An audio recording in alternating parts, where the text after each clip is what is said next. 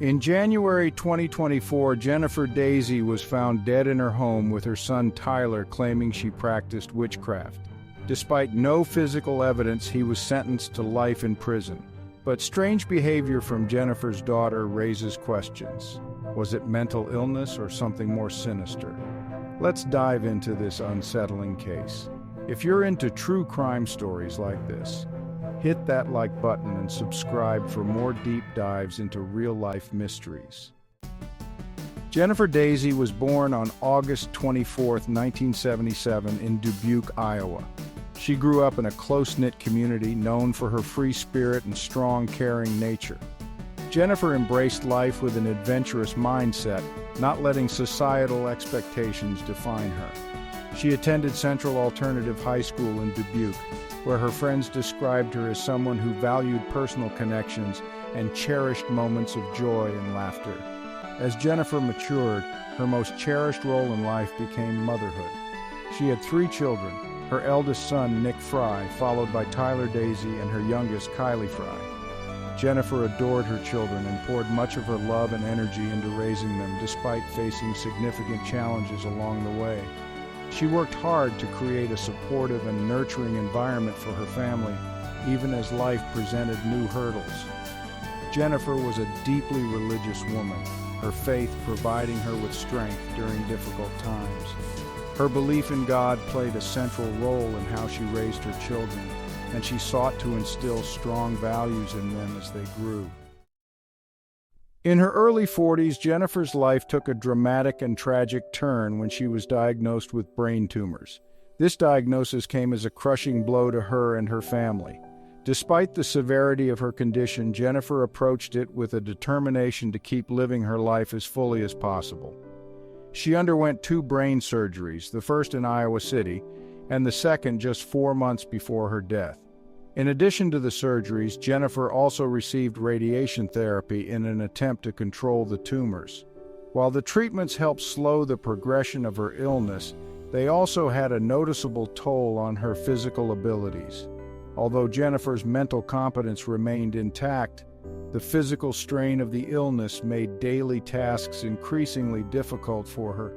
Simple activities such as lifting heavy objects or carrying groceries became arduous. During her recovery, her son Tyler moved back home to assist her, helping with day-to-day chores like cutting grass and doing the heavy lifting she could no longer manage. Jennifer also found solace in her dog, a miniature labradoodle named Echo, who helped provide comfort during the most challenging times. Jennifer was someone who embraced life's adventures and wasn't deterred by her health struggles. One of her personal goals was to visit all 50 states in the U.S., and she made significant progress toward this ambition. She took every opportunity to explore new places, even when her illness tried to hold her back. Despite having brain surgery in the months leading up to her death, Jennifer remained committed to staying active, even managing a trip to Florida in December 2023. In addition to her adventurous spirit, Jennifer found a passion for gardening later in life. This activity brought her peace and a sense of purpose, reflecting her nurturing nature. It became a meaningful way for her to cope with her illness, providing a sense of normalcy as her health deteriorated. Gardening allowed her to stay connected to the world around her, even as she faced the increasingly difficult reality of her medical condition. On the morning of January 18, 2024, a call was made to 911 that would set off a tragic series of events. Christy, Jennifer Dazey's close friend, placed the call after discovering something horrifying inside Jennifer's home. Christy had been planning to meet Jennifer for coffee that morning, but when she arrived at the house, something felt terribly wrong. Jennifer wasn't answering her phone, and her purse was still inside the house, an unusual detail that instantly raised concern. The curtains were drawn, and there was a sense of stillness in the home that made Christy anxious. As Christy entered the house, her unease deepened. She found Jennifer's dog, Echo, lying motionless in the living room, which was unusual since the dog was normally full of energy. Christy then made her way toward Jennifer's bedroom, calling out for her friend but receiving no answer. What she discovered next was something no one could ever prepare for. In the dimly lit room, Christy saw Jennifer lying on the bed, unresponsive. There was an immediate sense that something was very wrong, but what stood out even more was a shocking detail on the nightstand beside the bed, a severed finger. This gruesome discovery sent Christy into a state of panic. Christy's 911 call reflects the sheer terror and confusion she experienced in that moment. Her voice trembled as she told the dispatcher that her best friend wasn't answering and that she believed Jennifer might be dead. She struggled to explain the situation, overcome with shock and fear and unsure what had happened. The dispatcher, trying to keep her calm, asked for details about Jennifer's condition, but Christy was too distraught to provide clear answers. She mentioned that she didn't want to touch Jennifer to check if she was breathing, and that she was too afraid to look closely. The operator's attempt to guide Christy through basic checks, like seeing if Jennifer's chest was moving, was met with desperation, as Christy's panic was palpable throughout the call. The dispatcher quickly realized the gravity of the situation and sent emergency responders to the scene. When police officers arrived at Jennifer's home, they were prepared for a potentially serious situation based on Christy's distressed 911 call, but nothing could prepare them for what they would find inside. The first officer on the scene was Brad Hesselbacher, who had been responding to routine calls during his shift. As he entered the house, the somber quietness inside stood in stark contrast to the horror that awaited him in the bedroom. Making his way through the house, Officer Hesselbacher followed the sound of sobbing, which led him to Christy, who was sitting at the foot of the bed, unable to control her emotions. She had been there when he arrived, frozen in shock after discovering Jennifer's body. The room was dimly lit, and Officer Hesselbacher began assessing the scene. As he approached the bed, he saw Jennifer's lifeless body lying under the covers. The severed finger on the nightstand was another shocking detail that made the scene even more disturbing. There was no immediate explanation for what had happened, and the officer knew that something horrific had occurred. In addition to finding Jennifer's body, officers discovered that Jennifer's 28-year-old son, Tyler Dazey, was also in the house. He was found in another room, seemingly calm and asleep on the floor among a pile of blankets. Tyler's reaction, or lack thereof, to the chaotic scene unfolding around him was alarming. Despite his mother's tragic death just feet away, Tyler remained detached from the situation. His behavior raised immediate suspicions as he appeared either unaware or unconcerned with what had transpired. He was not aggressive or confrontational when officers approached him, but his unusual demeanor during such a serious event was concerning. The officers took note of Tyler's strange behavior but remained cautious as they continued their investigation of the crime scene. As they gathered evidence and tried to piece together what had happened, it became clear that this was no ordinary death. The severed finger on the nightstand was a clear indicator that there was more to the story, and Tyler's eerie calmness only added to the sense that something deeply troubling had occurred inside the Dazey home. Christy, still in shock from her discovery, was escorted outside by another officer where her boyfriend was waiting to comfort her. Meanwhile, inside the house, the investigation into Jennifer Dazey's death was just beginning.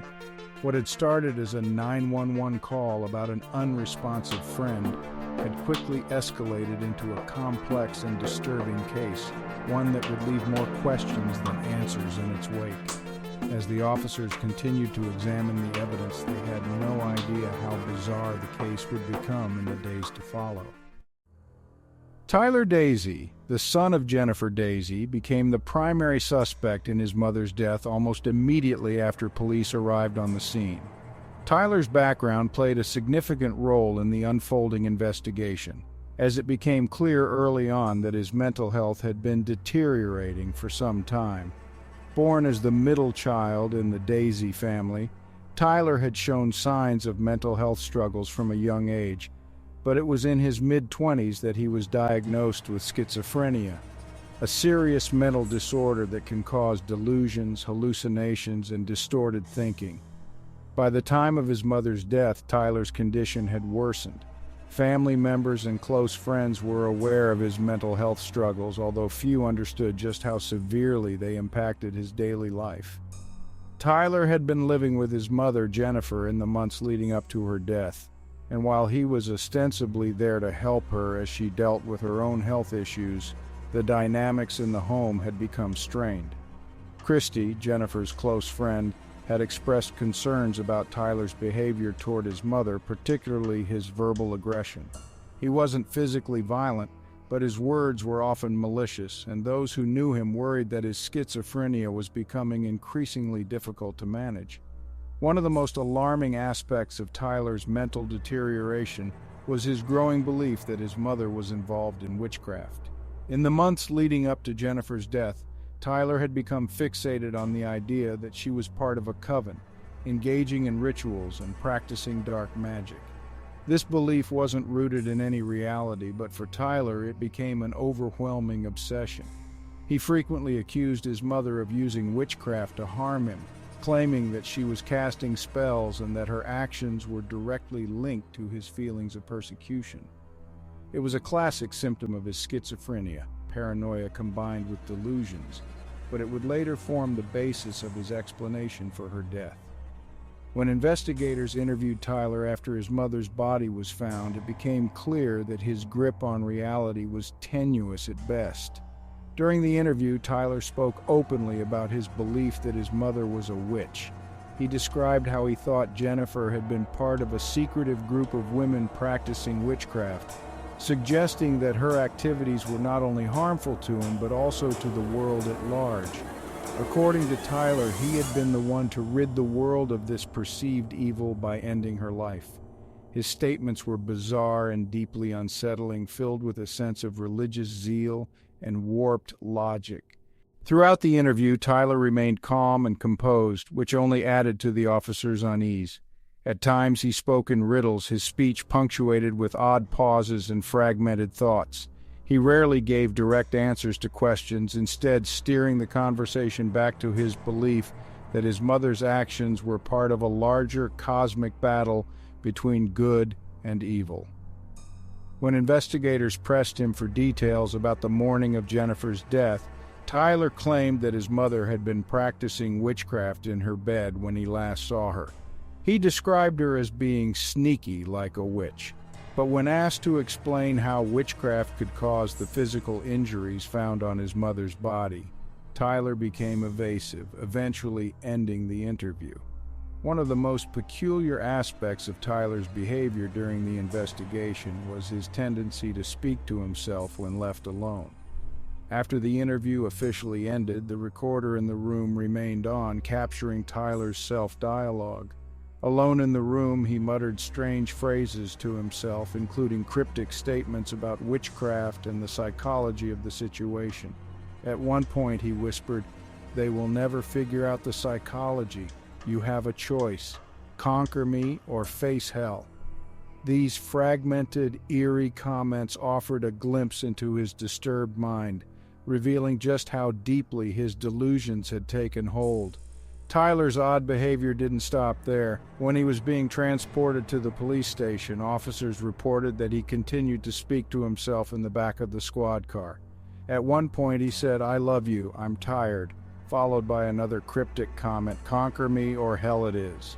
These remarks, made without any apparent provocation, only reinforced the impression that Tyler was caught in a world of delusion, driven by his mental illness and his distorted beliefs about his mother. Even after the interview concluded, Tyler remained fixated on the idea of witchcraft.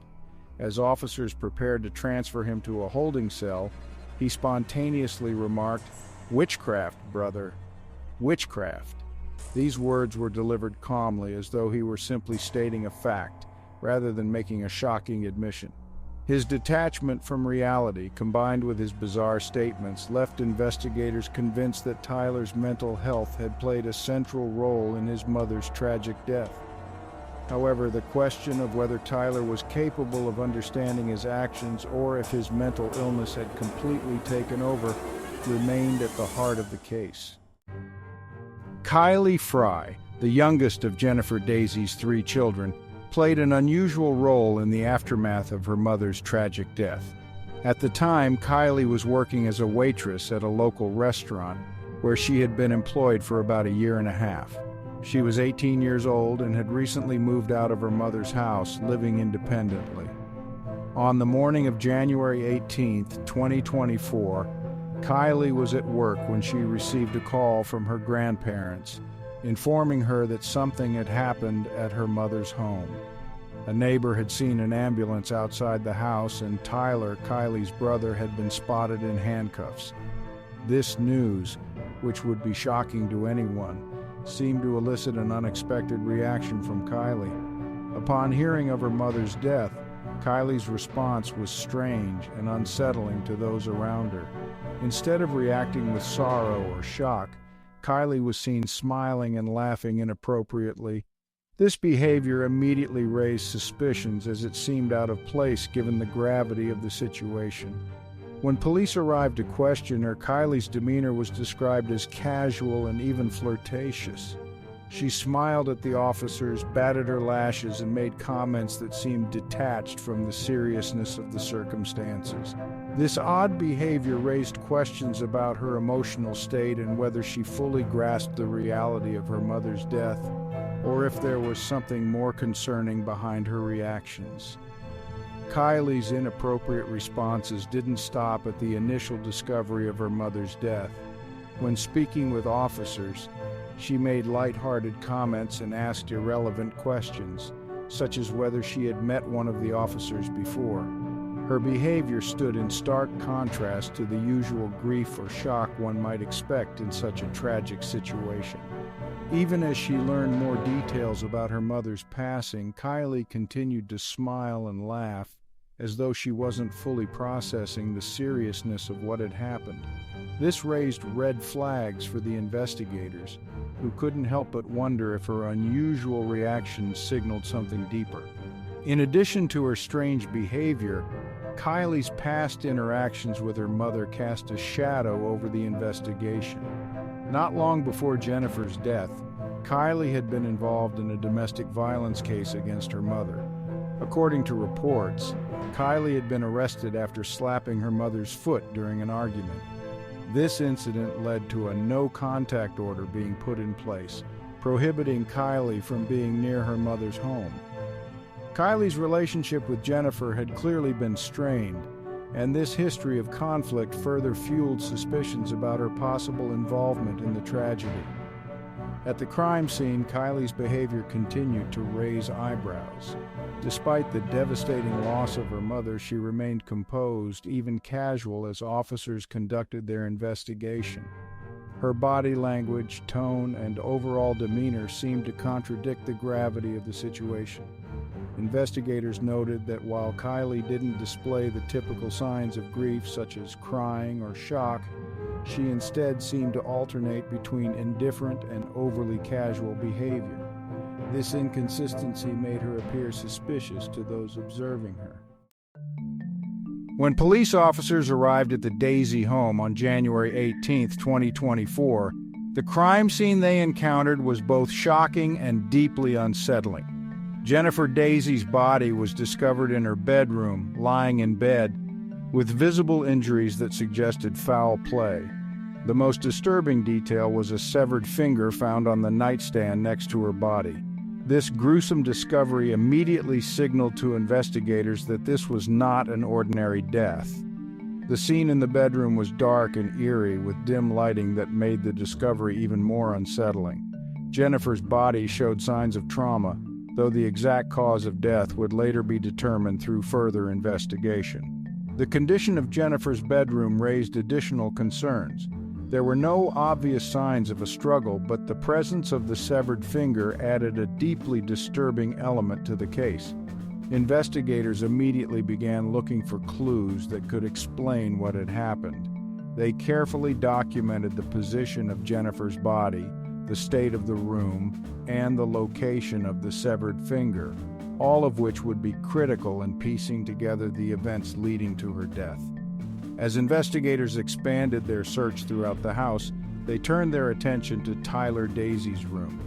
Tyler, who had been found lying calmly in a makeshift sleeping area on the floor, became a central figure in the investigation. His room was sparse, disorganized, and gave off an unsettling feeling. Instead of a proper bed, Tyler had been sleeping on a collection of blankets and comforters spread out on the floor. The room lacked the usual comforts or signs of typical living, adding to the strangeness of the scene. What investigators found in Tyler's room raised even more questions. They discovered tactical gear, including at least 2 knives, which immediately became a focus of the investigation. However, despite the presence of these potentially dangerous items, there were no visible signs of blood or violence in the room. This left investigators puzzled, as the weapons seemed disconnected from the apparent crime scene. The lack of blood or evidence tying these items directly to the death made it difficult to link them to Jennifer's injuries. Another critical piece of evidence was the discovery of a tomahawk found in the house. The tomahawk, which was resting on a shelf in the bathroom, was quickly identified as a potential murder weapon. However, further testing revealed that the tomahawk tested negative for both blood and DNA.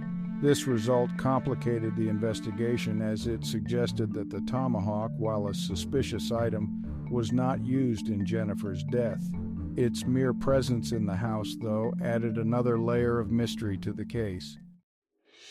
In the wake of Jennifer Dazey's tragic death, her son, Tyler Dazey, was arrested and charged with first-degree homicide and animal abuse. The charges came not only from the brutal nature of Jennifer's death, but also due to the killing of her dog, Echo, which had been found lifeless in the home alongside her. From the outset, Tyler's mental health was a significant factor in the case, as his history of schizophrenia played a central role in understanding his actions and state of mind leading up to and during the crime. Despite being declared competent, Tyler refused to participate in his own trial. He did not want to be present in the courtroom, citing his belief that the legal process was not something he wanted to be a part of. Tyler's refusal was rooted in his delusional thinking, as he believed he was being subjected to a system that had no control over him due to his supposed divine mission. His non-participation frustrated both his defense team and the prosecution, as it left many questions about his mental state unanswered. Despite his absence, the trial proceeded, with the prosecution focusing on the evidence they had gathered. The case against Tyler was complex due to the lack of physical evidence directly linking him to the crime. The tomahawk, which was initially suspected to be the murder weapon, tested negative for blood or DNA, and none of the tactical gear or knives found in Tyler's room showed signs of being used in the attack. However, the prosecution built their case around Tyler's deteriorating mental state and his history of conflict with his mother. They argued that his delusions about witchcraft, combined with his worsening schizophrenia, had driven him to commit the crime, even though the physical evidence was largely circumstantial. The defense, meanwhile, argued that Tyler's mental illness should absolve him of full responsibility, contending that his actions were the result of his delusions rather than premeditated intent. They pointed to his long history of schizophrenia, his belief in witchcraft, and his refusal to engage with reality as signs that Tyler was not fully aware of the consequences of his actions. However, the jury was ultimately swayed by the prosecution's argument that, despite his mental illness, Tyler had acted intentionally in killing his mother and her dog. After a deliberation period, the jury returned a guilty verdict, finding Tyler Dazey guilty of first-degree homicide and animal abuse. The lack of direct physical evidence did not prevent the jury from concluding that Tyler's mental state and actions were sufficient to hold him responsible for his mother's death. His refusal to participate in his defense likely played a role in the jury's decision, as it suggested a lack of remorse or understanding of the gravity of his actions. Tyler was sentenced to life in prison without the possibility of parole. The sentence reflected the severity of the crime and the jury's belief that Tyler posed a continued threat to society. Despite the complexities surrounding his mental health, the legal system determined that he was responsible for his actions and would spend the rest of his life incarcerated. While the trial brought a legal conclusion to the case, many questions remained about Tyler's mental health, the influence of his delusions, and whether justice had been fully served in light of his condition. Thanks for watching. If you found this case as compelling as we did and want to dive into more true crime stories, don't forget to hit that like button and subscribe. Stay tuned for more deep dives into real-life mysteries and turn on notifications so you never miss an update. Let us know your thoughts on this case in the comments below. We'd love to hear what you think.